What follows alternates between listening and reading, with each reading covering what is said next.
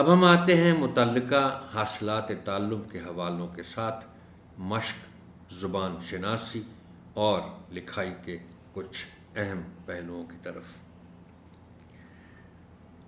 الفاظ کے حروف کو الگ الگ لکھنا، صفحہ 54 سوال نمبر 4۔ یہ ویسے تو آپ کر ہی لیں گے، لیکن اس ضمن میں آپ سے خاص طور پر چھوٹی یہ اور بڑی یہ کے بارے میں بات کرنا چاہوں گا۔ توڑ کرتے ہوئے اگر تو یہ کی آواز باریک ہے، یعنی ای کی آواز ہے، تو توڑ میں دیکھیں ویسے لفظ میں تو وہ 2 نقطوں والی یہ لکھی گئی ہے، مگر جب آپ توڑ کریں گے، اس کا بچوں سے توڑ کروائیں گے تو پھر ان کو بتائیں گے کہ اگر باریک آواز ہے تو پھر چھوٹی یہ ہوگی، اگر اے یا اے کی آواز ہے تو بڑی یہ ہوگی۔ مثال کے طور پر اگر پیر ہے تو توڑ میں چھوٹی یہ ہوگی، اور اگر پیر ہے تو توڑ میں بڑی یہ ہوگی۔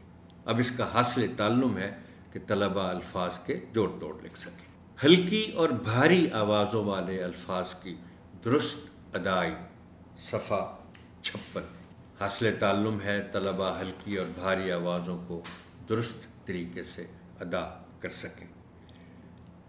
اب اس میں آپ کو خاص طور پر آپ سے گزارش کرنا چاہتا ہوں، وہ یہ ہے بھاری آوازوں والے جو الفاظ ہیں ان میں بھاری آواز والے حروف کو جب بچے ادا کرتے ہیں، بعض اوقات کچھ بڑے بھی، تو وہ اس کو ہلکی آواز میں ادا کر جاتے ہیں، جبکہ بھاری آواز کو سنا ایسے جانا چاہیے کہ واقعی یہ بھاری آواز ہے۔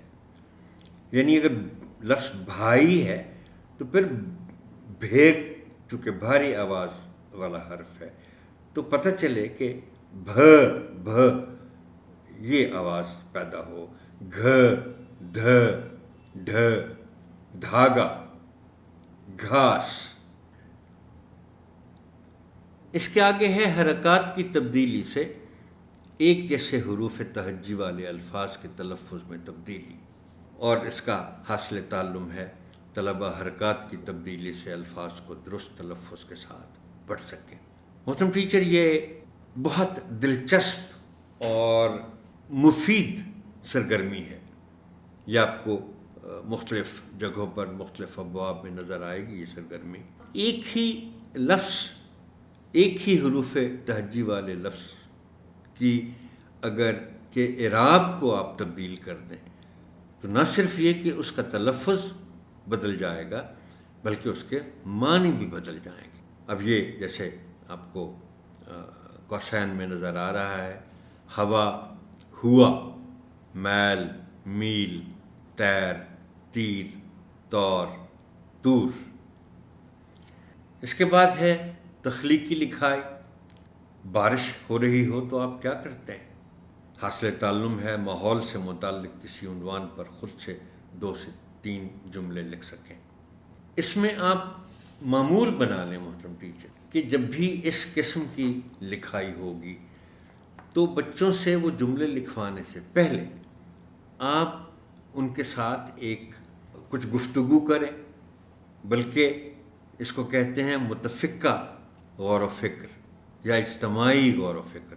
گپ شپ کریں ان کے ساتھ، وہ بڑے دلچسپ نکات آپ کو پیش کریں گے تاکہ وہ ذہنی طور پر ان کے پاس بہت سے نکات آ جائیں اور ان میں سے پھر اخذ کر کے وہ 3 سے 5 جملے لکھ سکیں۔